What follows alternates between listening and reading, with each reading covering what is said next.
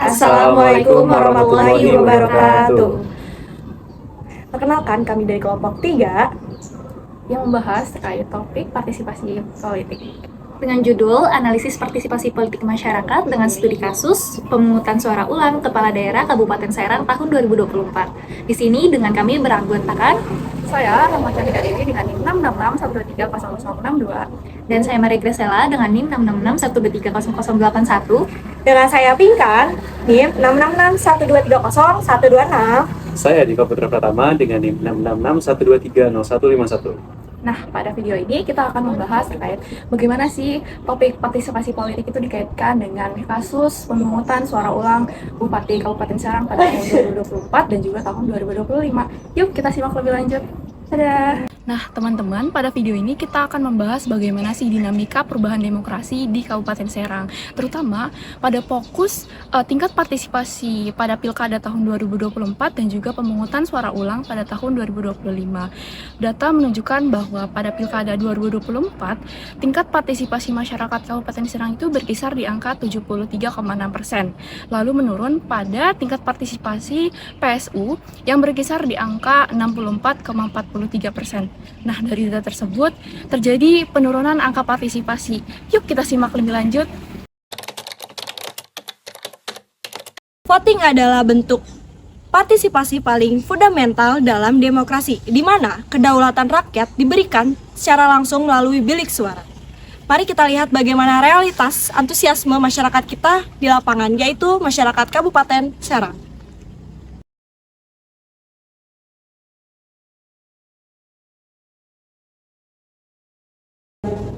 Sejujurnya nggak ada ya, kalau dari saya pribadi sih, karena saya merasa kedua paslon tuh kurang untuk visi misinya tuh kurang gitu untuk saya, untuk Kabupaten Serang gitu. Jadi saya hanya mengikuti sebagai warga negara yang baik, jadi ikut membantu. Pelaksanaan PSU di 19 April 2025, surat suara yang digunakan hanya mencapai 790.457 pemilih, terdiri dari 769.323 surat suara sah dan 21.134 surat suara tidak sah.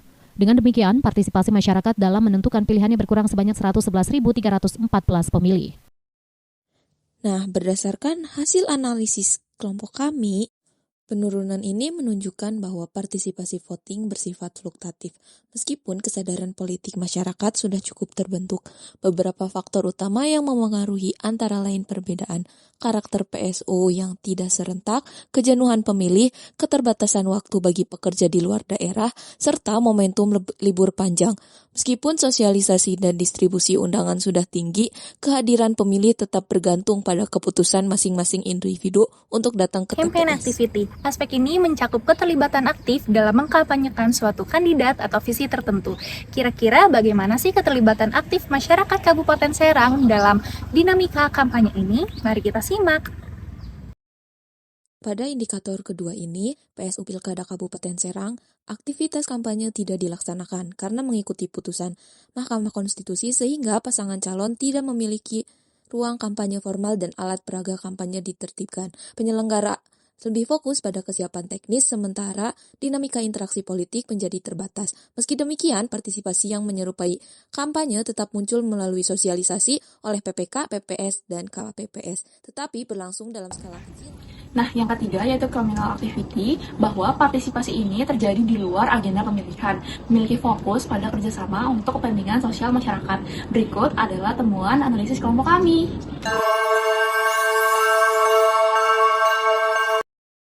Dalam rangka menjaga netralitas di gelaran pemungutan suara ulang atau PSU, Aliansi Masyarakat Serang untuk Demokrasi atau Amunisi menyatakan sikap akan mengawal ketat jalannya pemilihan suara ulang untuk Pilkada Kabupaten Serang 19 April 2025. Aliansi Masyarakat Serang untuk Demokrasi meminta tidak ada lagi cawe-cawe dalam pelaksanaan pemungutan suara ulang atau PSU di Pilkada Kabupaten Serang, baik aparat penegak hukum, kepala desa hingga menteri desa dan pembangunan daerah tertinggal.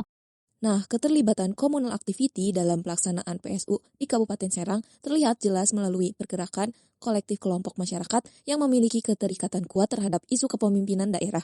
Berbeda dengan kampanye formal yang dilarang dalam PSU, aktivitas komunal di sini muncul sebagai inisiatif mandiri dari kelompok-kelompok sosial. Berdasarkan temuan lapangan yang beredar di media sosial dan berita, dinamika partisipasi komunal ini ditemukan dari adanya keterlibatan aktif kelompok emak-emak yang tergabung dalam ormas ataupun aliansi yang bernama Amunisi, menunjukkan bahwa partisipasi politik di Kabupaten Serang digerakkan oleh struktur kelompok yang memiliki solidaritas tinggi. Yang keempat, ini contacting personal, yang dimana sebuah upaya individu terhadap pemangku kebijakan untuk memberikan aspirasi ataupun masalahnya. Bagaimana fenomenanya di masyarakat? Berikut kata masyarakat.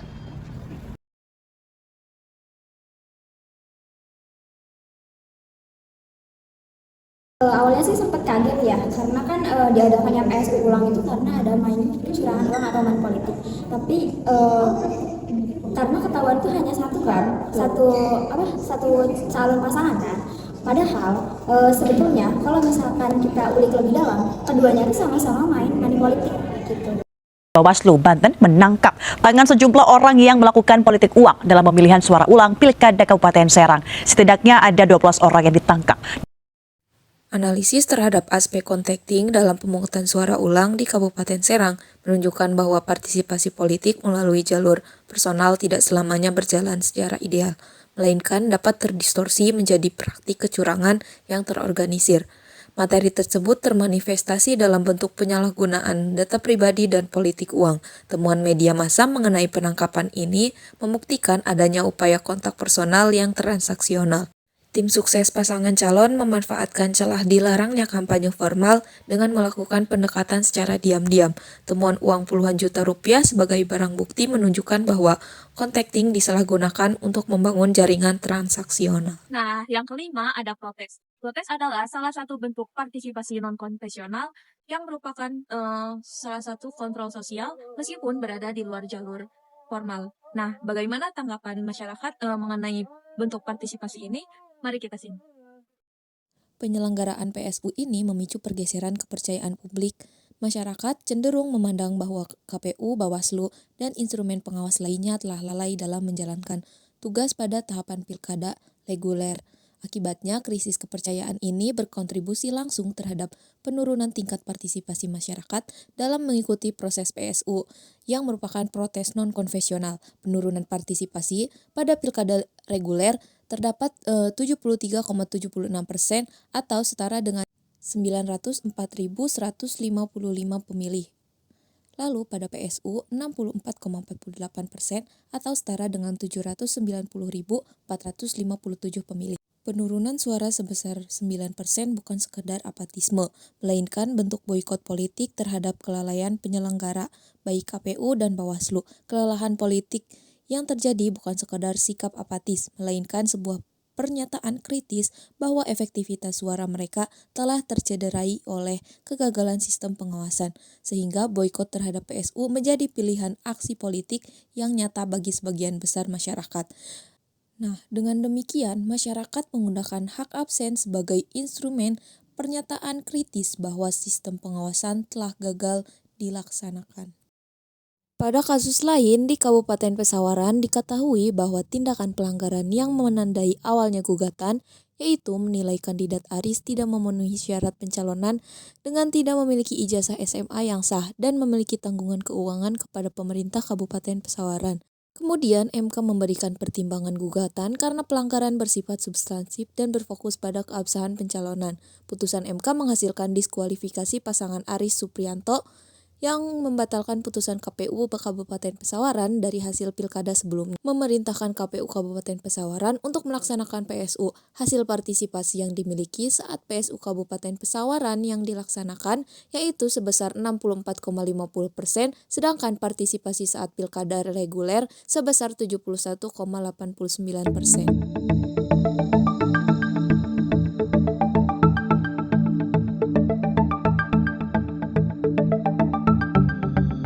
Berdasarkan analisis yang telah dilakukan jika ditinjau menurut teori partisipasi politik oleh Dalton, pada aspek voting terjadi penurunan partisipasi dibanding pilkada sebelumnya yang dipengaruhi oleh kejenuhan politik, keterbatasan waktu, dan menurunnya kepercayaan publik. Sementara dalam aspek campaign activity cenderung terbatas karena tidak adanya tahapan kampanye dalam PSU. Di sisi lain, communal activity tetap terlihat melalui keterlibatan kelompok masyarakat secara kolektif, sedangkan pada aspek contacting, dalam beberapa kasus bergeser ke arah praktik politik uang. Adapun penurunan partisipasi juga dimaknai sebagai bentuk protes non-konvensional. Nah, secara keseluruhan, penelitian ini menunjukkan partisipasi politik masyarakat Kabupaten Serang dalam PSU mengalami perubahan, baik secara kuantitas maupun kualitas.